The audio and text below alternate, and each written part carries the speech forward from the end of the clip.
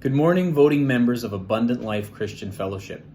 In my last message to you a few weeks ago, I informed you that today, Sunday, May 24th, we would be introducing to you the candidate your pastoral search committee has selected for the position of lead pastor at Abundant Life Christian Fellowship.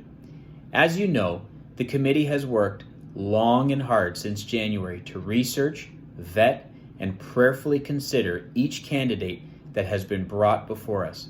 So today, we are excited to present to you Pastor Daniel Richards. Raised in Iroquois Falls, he, his wife Amy, and their 2 boys currently live in Southern Ontario. Pastor Dan and Amy love the Lord and have a heart to see people come to know Him and grow in their faith. Pastor Dan has a vision both for ministry within the church context and for community outreach.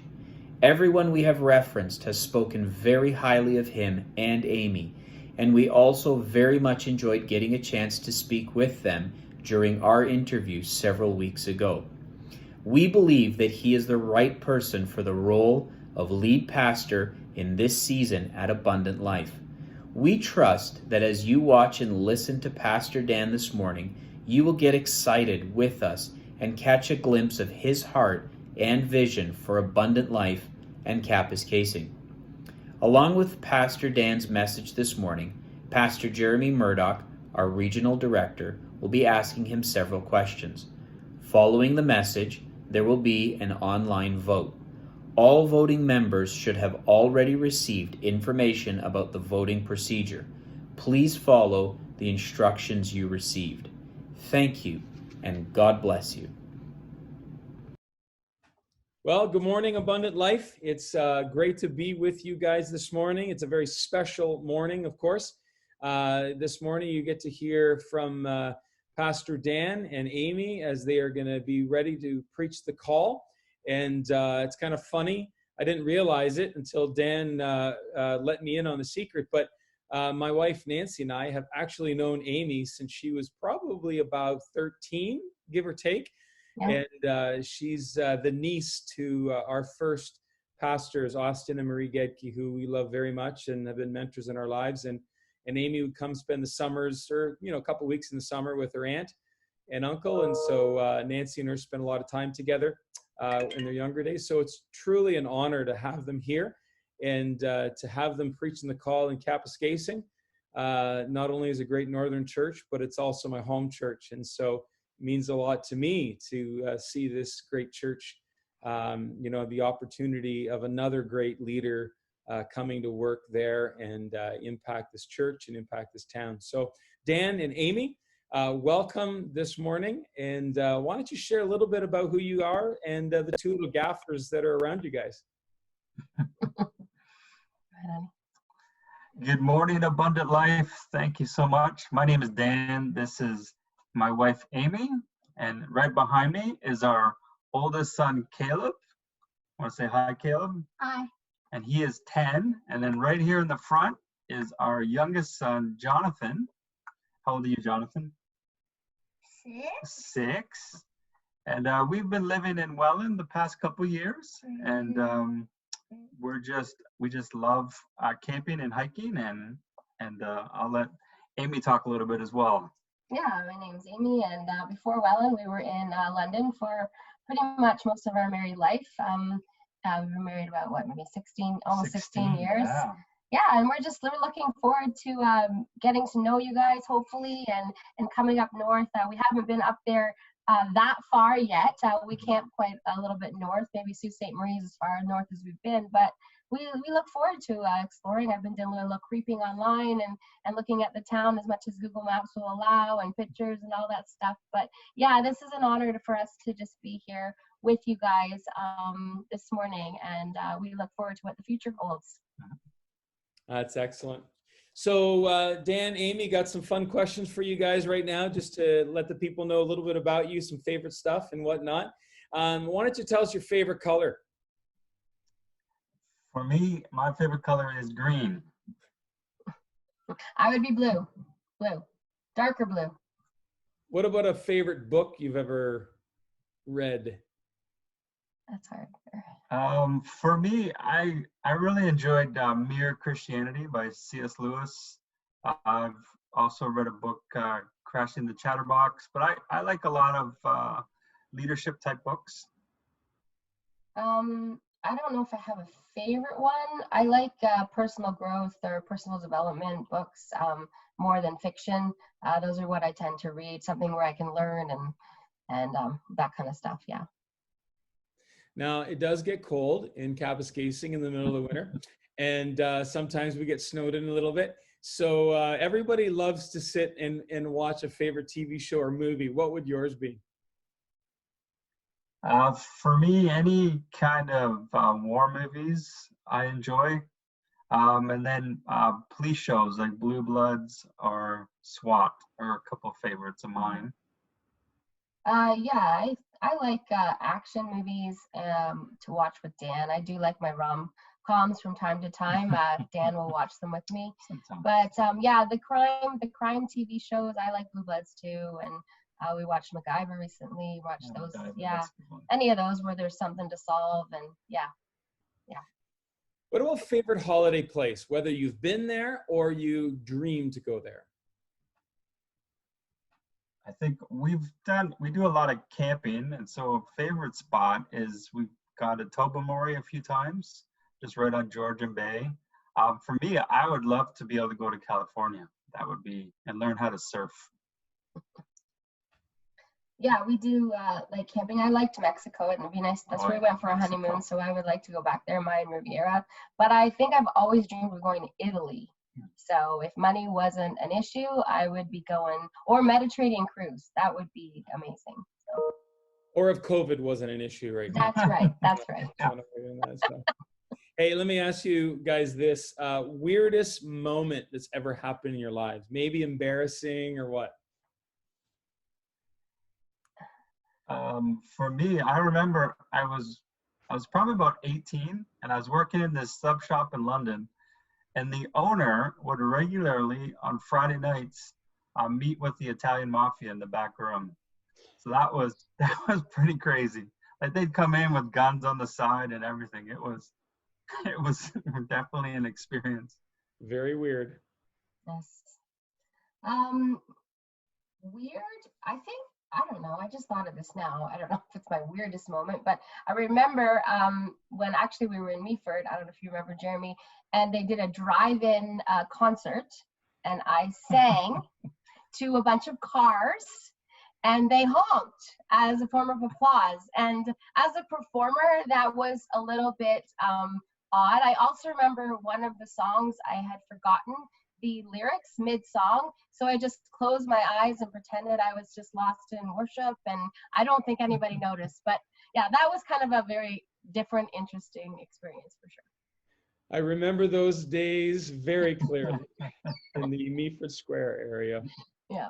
So last one, people like to bake, and they're going to want to spoil their pastors. Favorite food item, dessert or meal? Well, food for me is pizza, and especially Hawaiian. I really like Hawaiian. Dessert, I guess anything with chocolate, and I'm actually more of a pie guy, so yeah, pies. I like pies. I like a good lasagna and a good apple crisp or a cheesecake, like a cherry cheesecake. Yeah, that would be favorites. So Dan, another question just to find out a little bit about you, and as well, Amy, you can answer this. I just want to let the people know where you guys grew up and maybe where you went off to school. Yes, for me, I moved around quite a bit. I grew up in a pastor's home, so I'm a PK.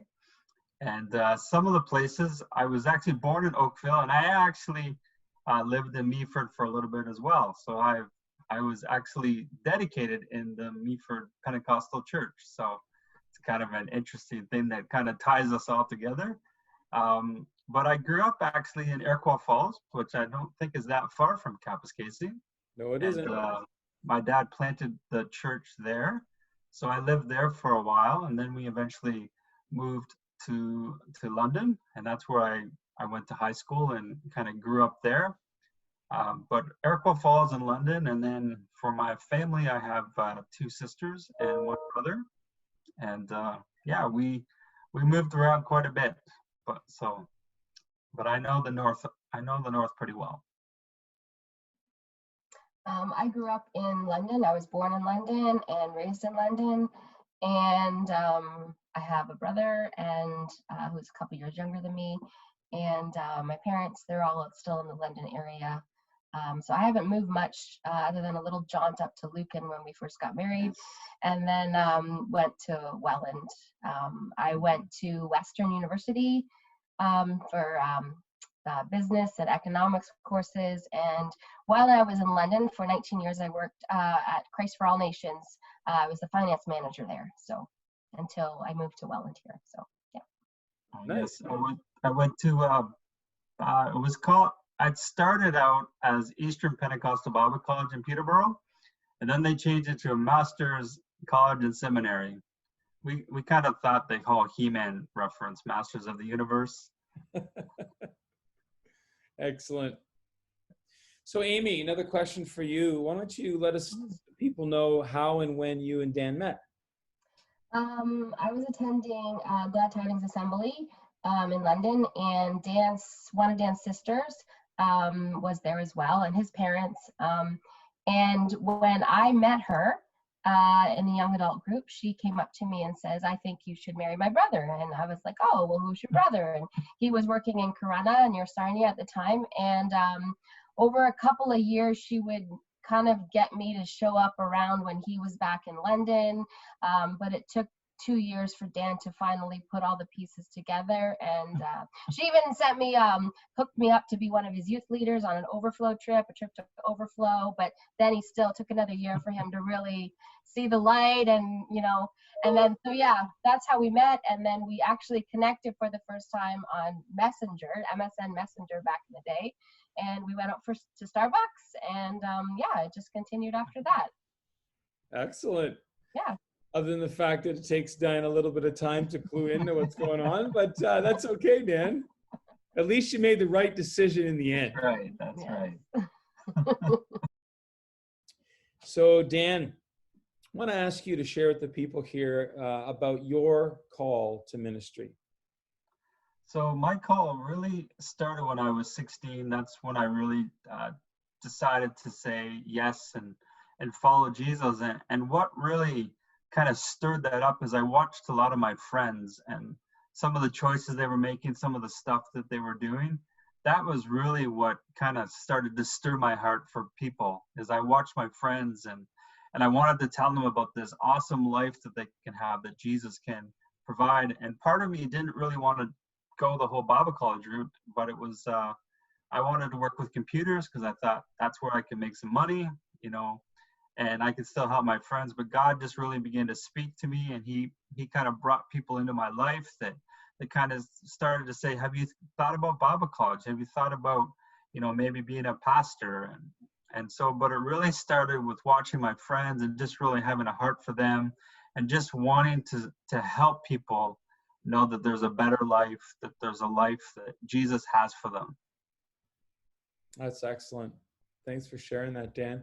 And I know that we're going to be able to hear in a little bit Dan's heart as he preaches the word, and you're going to get a bit even deeper glimpse into his heart for the Lord and those who don't yet know Jesus. But thank you, Dan, for sharing that. So Dan, got another question for you.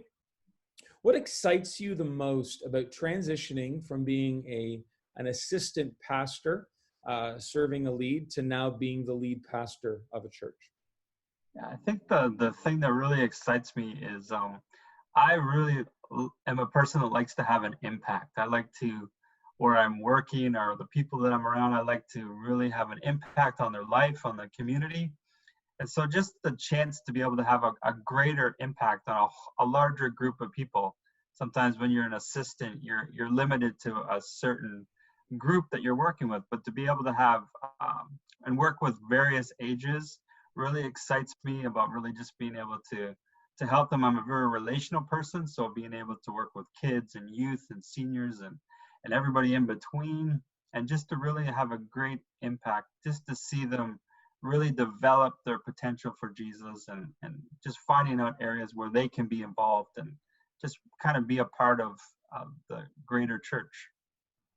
So, Amy, I'm wondering if you could explain how you support and complement Dan in his ministry. Yeah, I think the way we work as a married couple and in ministry too is sounding boards for one another. And I know that quite often Dan likes to bounce a lot of stuff off of me, and I'm a person who is attentive to detail, and I ask a lot of questions. So that's in my nature. So because of that, he can bounce stuff off, and I can and support him that way by asking and helping him think through things. And and then obviously the other way would be being involved in music and in worship, singing and leading and that as well. Another thing I thought of too is when we made the move to Welland, we made the choice as a family that I wouldn't go get a job right away with the age that our kids are at.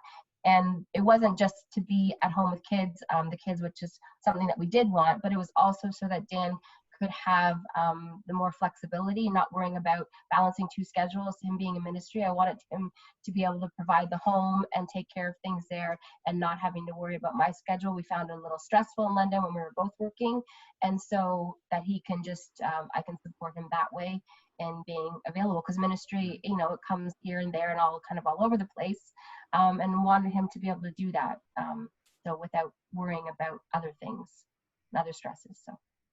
And that's huge, because being in ministry together definitely is a team affair. It's not one doing while the other has a separate life. And when you're in ministry, we're together in this. We work together. It doesn't mean that, Amy, you are going to be expected to work as many hours as Dan does in the office, but you are definitely a part of that team. And Dan is a leader. If you're going to be healthy and strong, it's definitely going to come as a result of a great support team at home. And definitely, Amy, I haven't heard you in a lot of years, but there's definitely always been a gifting there with music. And I know Nance and I would love to just sit and listen to you worship God. So I'm sure that hasn't changed. I'm sure that's only even improved. But I look forward to hearing you as well. So Dan and Amy, here's our final question, and I want to thank you guys for the time you spent on this interview, just giving the people of Kapuskasing a little bit of light into who you are and a little bit about your hearts and stuff like that. So the final question that's very specific to Cap is this: what excites the two of you about the opportunity of your future here in Kapuskasing?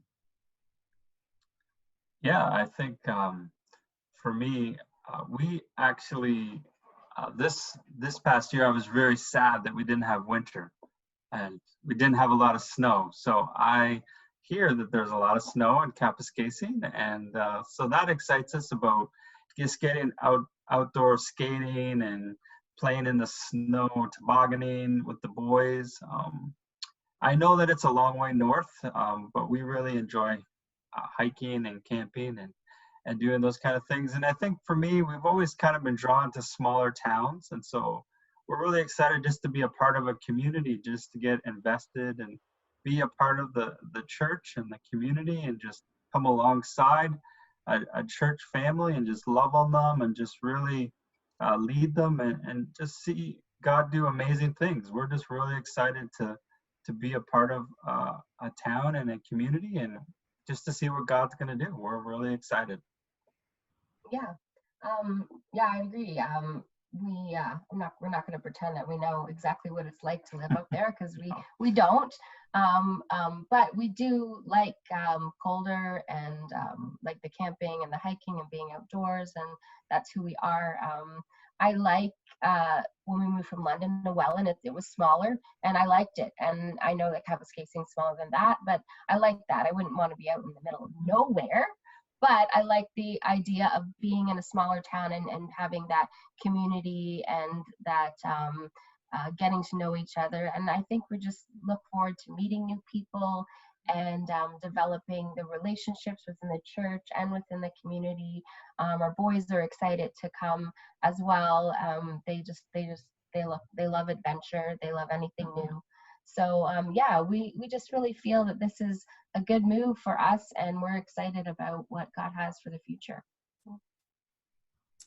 Well, Dan, Amy, I really want to thank you both and the boys for taking the time to kind of share your hearts with us this morning. And Abundant Life, in just a few moments, you're going to be hearing Dan bring the word and Amy lead in some worship. And this later on this afternoon, you're going to have an opportunity to vote, to share your voice as to whether or not the Lord is leading you guys as a church family to adopt Dan and Amy as your new lead pastoral team. So God bless you guys. Enjoy the rest of the morning, and we'll see you in a little while.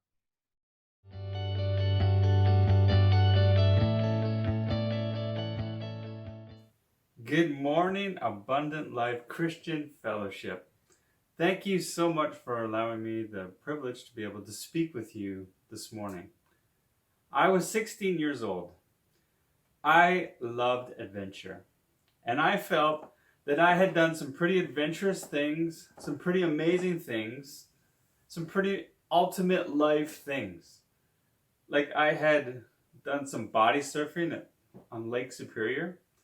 I had done mountain climbing in Sault Ste. Marie, and also I had done some cliff jumping at Elora Gorge. Like I said, I love adventure. But I remember one night, here I'm still 16, and my youth pastor at the time is speaking. And he starts to talk about this ultimate life that Jesus has for us.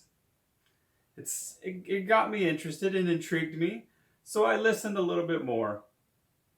And then as he kept speaking and I was listening, I kind of got more on the edge of my seat and was trying to figure out, what is this all about?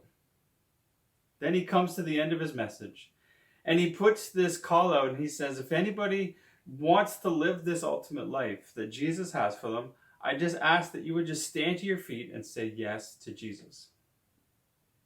I look all around at my friends. No, they don't really seem interested. I look over at those nice, cute girls, hoping maybe they're standing. Didn't seem like they were that interested as well. I'm sweating at this point. I'm shaking. I'm nervous. I'm scared. I'm thinking, what are my friends going to think about me? What are these cute girls going to think about me? But I was like, no, I'm going to do it. And I stood to my feet. And I said yes to Jesus. I said yes to the ultimate life that Jesus has for me. And I want to tell you, it has been an exciting life.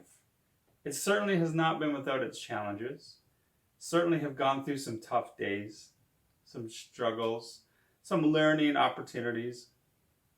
But it is a life that I am fully engaged in. The life that Jesus has for me is the ultimate life, and he wants me to have a victorious life. So I'd like to read and pick up our story this morning in 1 Samuel 13, starting at verse 16.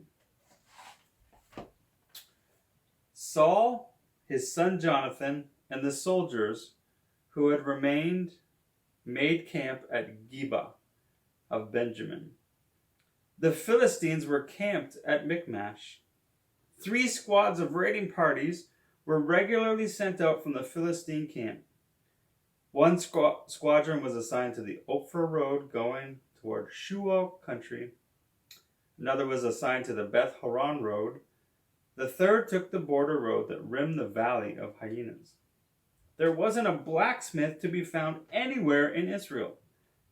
The Philistines made sure of that, lest those Hebrews start making swords and spears. That meant that the Israelites had to go down among the Philistines to keep their farm tools, plowshares and mattocks, axes and sickles, sharp and in good repair. They charged a silver coin for the plowshares and mattocks and half that for the rest. So when the battle of Michmash was joined, there wasn't a sword or spear to be found anywhere in Israel, except for Saul and his son Jonathan. They were both well armed. A patrol of Philistines took up a position at Michmash Pass. Later that day, Jonathan, Saul's son, said to his armor bearer, "Come on, let's go over to the Philistine garrison patrol on the other side of the pass." But he didn't tell his father. Meanwhile, Saul was taking it easy under the pomegranate tree at the threshing floor on the edge of town at Geba. There were about 600 men with him. So let's kind of recap where we're at right now. So we got the Israelites. They're in their camp at Geba. We have the Philistines over at Michmash. The Philistines, they're basically sending out 3 elite squads of soldiers every single day in different directions that have completely surrounded the Israelite camp. There is no blacksmiths in Israel. The Philistines have removed every blacksmith. The only weapons that they have are the 2 swords for Saul and Jonathan. And then the Philistines also have this pass. It's kind of like this mountain that you have to pass through, but they've put in a patrol of soldiers there. The Israelites are hugely outmatched.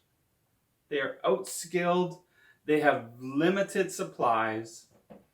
They are freaking out of their minds. They are scared.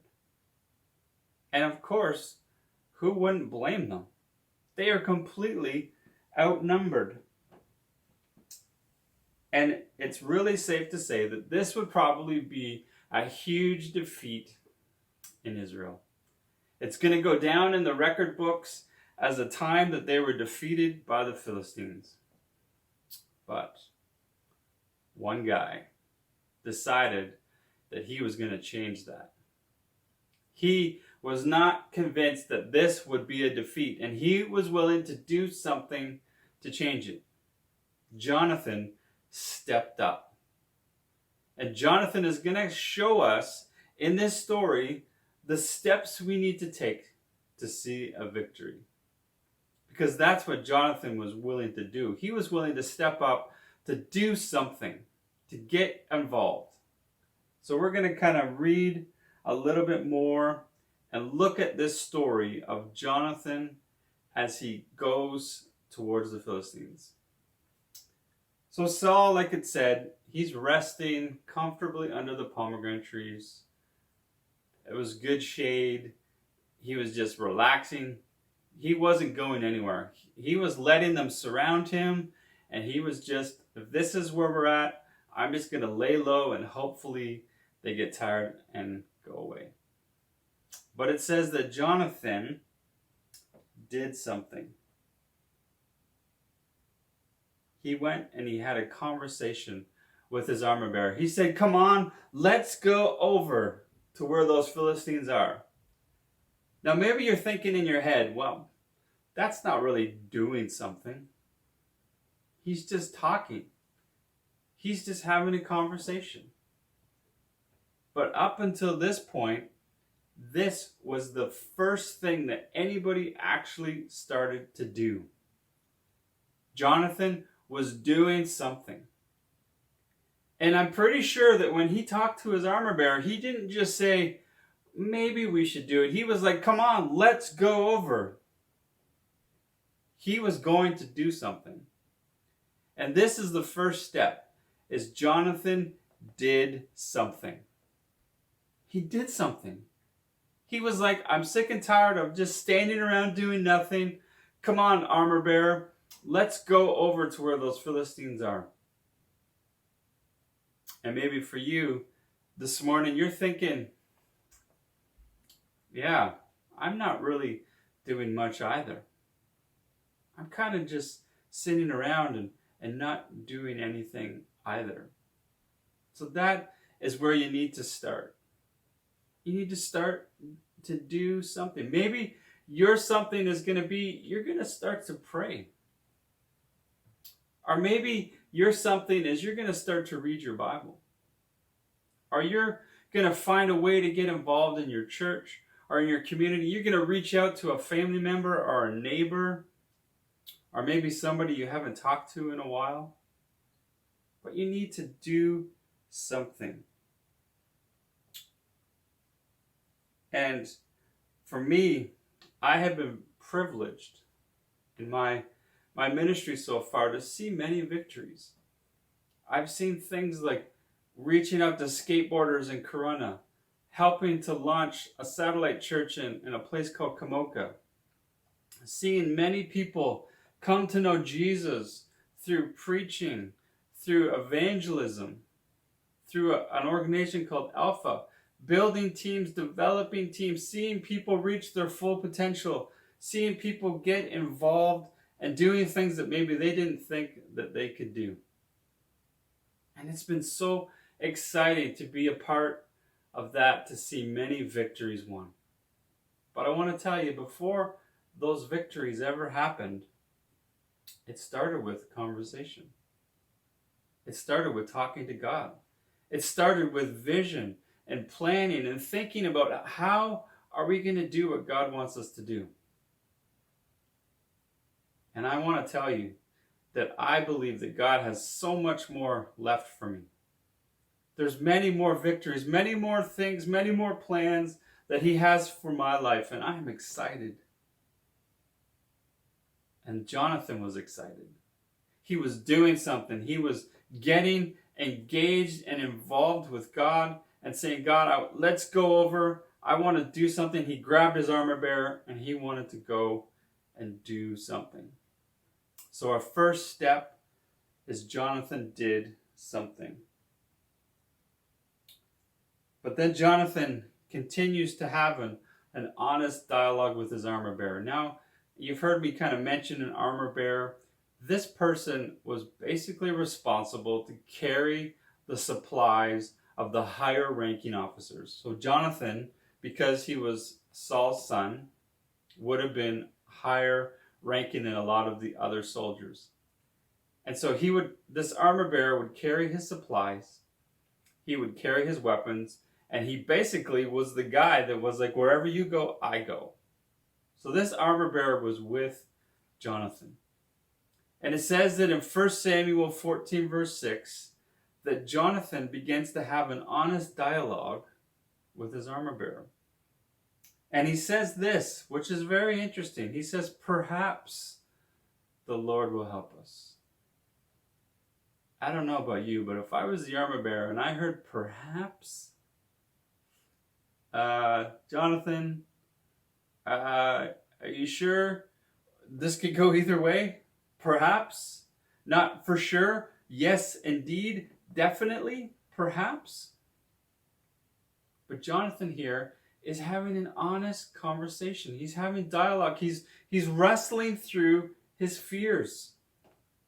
He's wrestling through the things that he's struggling with. And I think for a lot of us, this is what happens. We take that first step and we do something, but then fear comes in and it keeps us from going forward. It stops us in our tracks. And that's what was kind of happening with Jonathan. He was kind of like, well, perhaps, maybe, I think so.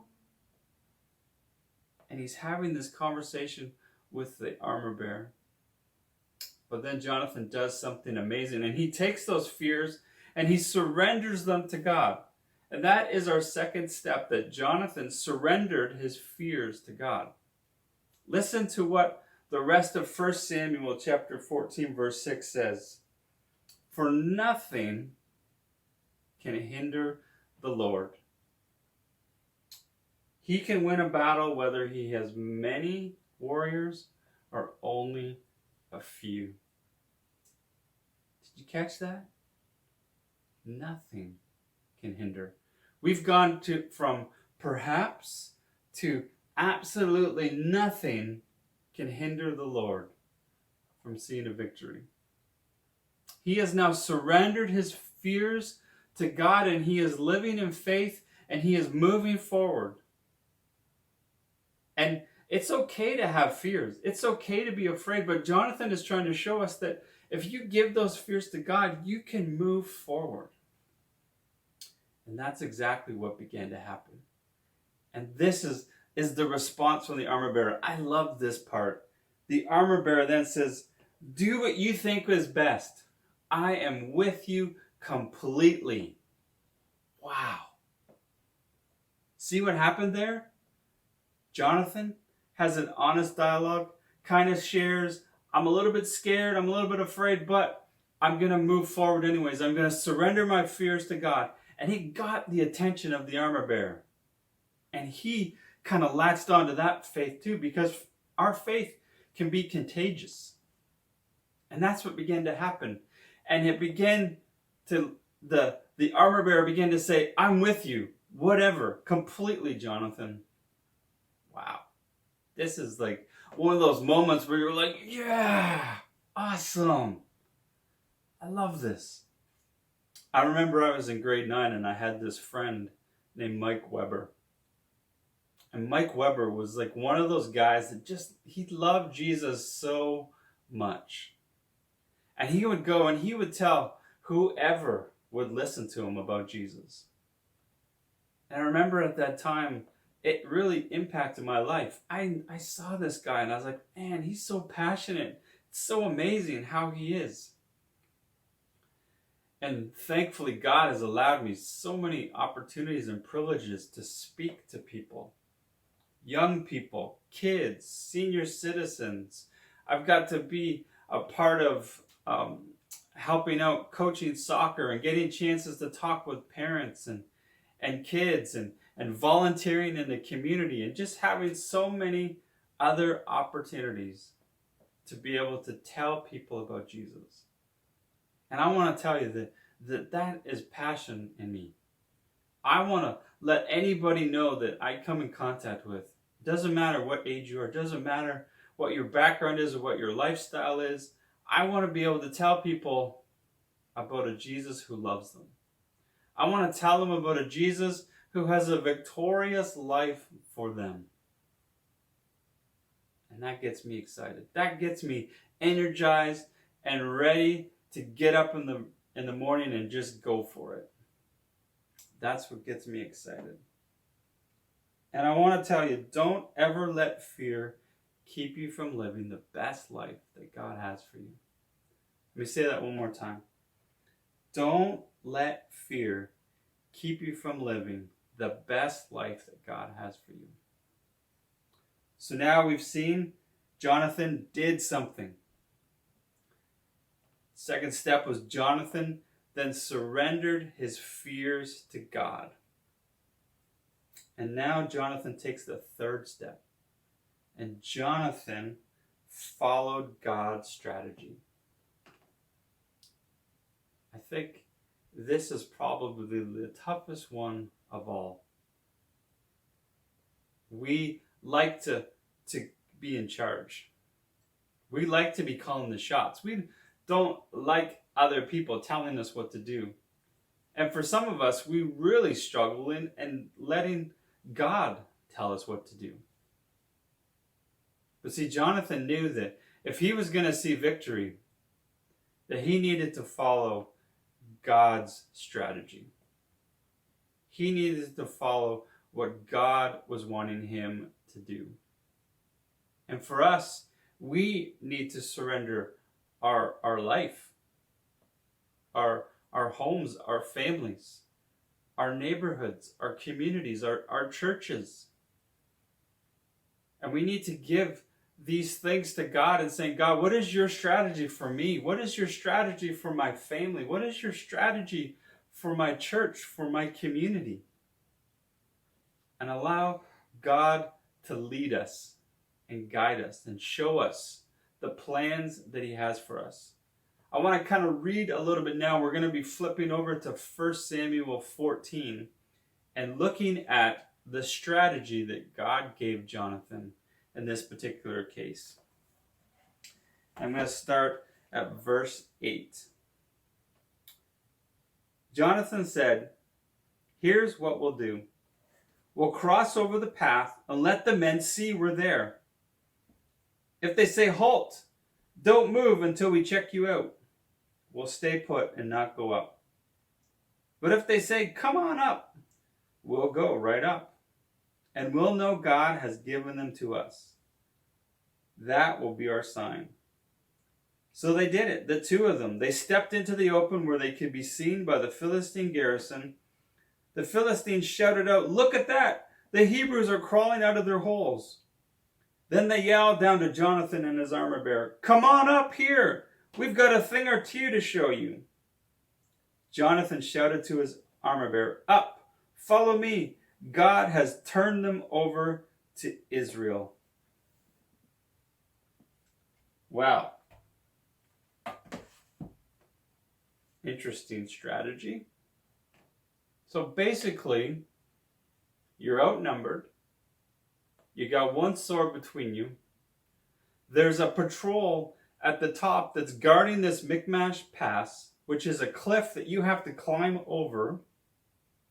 There's probably about 50 to 100 guys at the top. And then, not to mention, once you get over that cliff, the whole rest of the Philistine army are going to be waiting for you. And the strategy is you're going to jump out in the open, say, "Hey guys," and if they say come up, go up, and if they say stay down, you're going to stay down. Yep, okay. Armor bearers, Jonathan, we're good? Okay, let's do it. They probably were in a really great hiding spot. Jump out in the open. And of course, like we just read, the Philistines say, "Hey, come on up." So that's what they do. Now remember, this wasn't like flat ground. This was like cliffs that they had to climb up. I don't know if you've ever seen the movie The Princess Bride, The Cliffs of Insanity, where they had to climb up. This is what we're talking about. They were on hands and legs climbing up this cliff. And as they are climbing up, the men start coming down. And it says, as the men came towards them, in the rest of the story of 1 Samuel 14, is that Jonathan he would knock them down to the armor bearer, and the armor bearer would knock them the rest of the way. And they kept doing this. As they're climbing up, another guy would come and they would do the same thing. And it said that in this first encounter, they took out 20 men. 2 of them, 1 sword, 20 guys. Victory. They were seeing victory. And it must have been such a great moment for Jonathan and the armor bearer. But what was so cool about this is that they were following God's strategy. And that is the key. That is what we need to be doing. This third step is so crucial. Yes, doing something is important. Surrendering our fears to God, but then you need to follow what God's strategy is. And that's what Jonathan and the armor bearer were doing. And that's why they saw victory that day. Now, I think it's worth noting in this case that if God had said, "Jonathan, I need you to stay," not yet, they would have followed. Jonathan was willing to listen to what God wanted to speak and how he wanted to lead them. And he was willing to wait if that's what meant God wanted for them. And that's an important lesson. Sometimes God says, move forward, and we need to move forward. But sometimes God says, just wait. And we need to also be obedient to God's strategy when he says to wait. And this amazing story, Jonathan takes these steps. First, he does something. He has a conversation. He begins to formulate a plan and a vision. And then the second step is he surrenders his fears, anything that's holding him back, to God. And then the third step is that Jonathan followed God's strategy. And those were the steps to victory. Because God wants you to be victorious. God wants to see you have victory in your life, in your family, in your church, in your community, in your workplace, in your school, wherever it is that you go. He wants to give you victory. So for some of you this morning, this was an encouragement message. This was, I'm doing these things, Pastor. I am in it. I could tell you stories and stories of victory. But for some of you this morning, you're going, I'm not sure if the person that I am right now is who I really want to be. You know what? I need to do something. And if you're willing to do something, that is amazing. That is a great first step to say, and maybe it's even going to just be the thought is in your head, and I'm going to now do something with this thought. Start there. And maybe you're a person that you've done something, but you need to surrender your fears to God. And that is going to take a lot of courage, but it's so worth it to surrender those fears to God. And then there's some of you that you have been doing your own thing. You have been doing your plan, and it's maybe been okay, but God has been saying, I have something better for you. And you need to come in line with God's strategy for you and for the people around you. Do something. Surrender your fears to God. Follow God's strategy. Those are the three things that Jonathan wants to teach you this morning, that we want to learn from the Bible this morning so that we can have victory. I would love the honor and privilege to be able to pray for you. And after I am done praying, my wife Amy, who is very gifted in singing and leading in worship, is going to come up and lead us in a song by a worship group called Elevation Worship, and it's called See a Victory. And when she is leading you in this song, I want you to think of those things in your head. I want you to think as she sings the words, do I need to do something? Is there something that God has been speaking to me that I need to do? Or is there fears that it's been holding me back, and I just need to release those fears to God this morning? Or maybe for you, you've been following your own plan, and God is trying to been put on the brakes and say, listen, my strategy is way better. It's much better. Come follow my strategy and see how much better your life can be.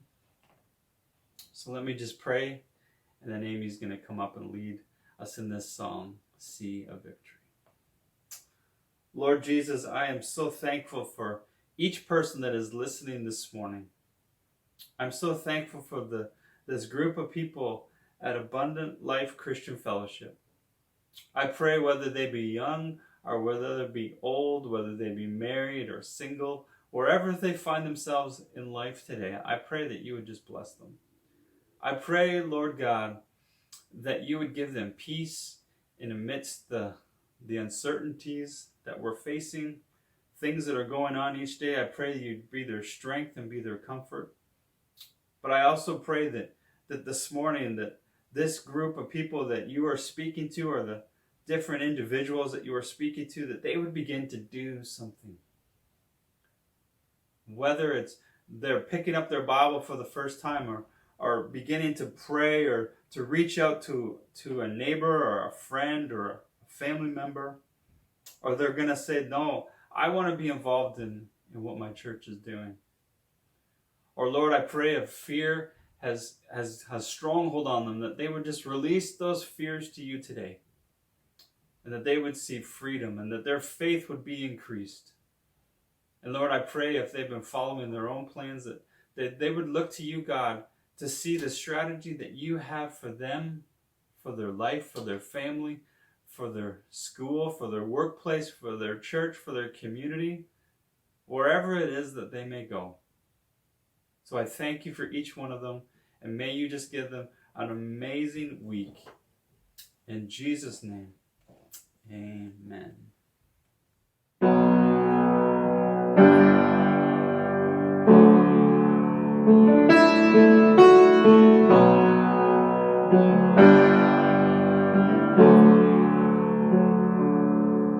The weapon may be formed, but it won't prosper. When the darkness falls, it won't prevail.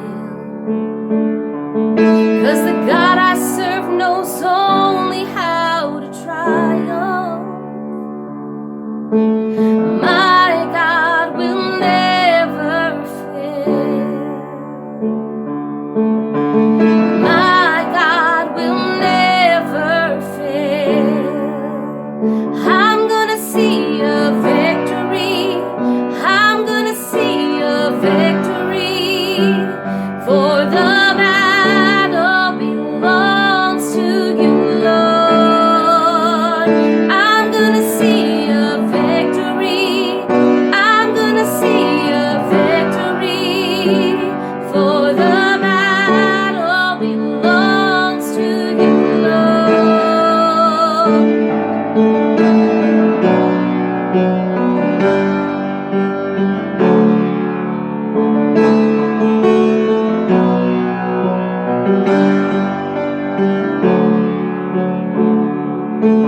There's power in the mighty name of Jesus. Every war he wages, he will win. I'm not backing down from any giant. I know how this story ends. Oh, I know how this story ends. I'm gonna see a victory. I'm gonna see a victory. For the battle belongs to you, Lord. I'm gonna see a victory. I'm gonna see a victory. For the battle belongs to you,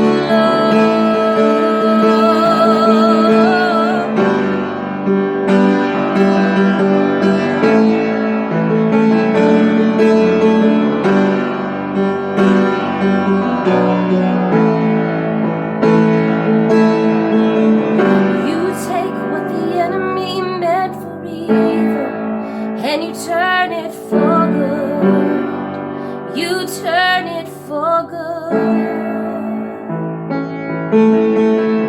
You take what the enemy meant for evil and you turn it for good. You turn it for good. You take what the enemy meant for evil and you turn it for good. You turn it for good. You take what the enemy meant for evil and you turn it for good. You turn it for good. I'm gonna see a victory. I'm gonna see a victory. For the battle belongs to you, Lord. I'm gonna see a victory. I'm gonna see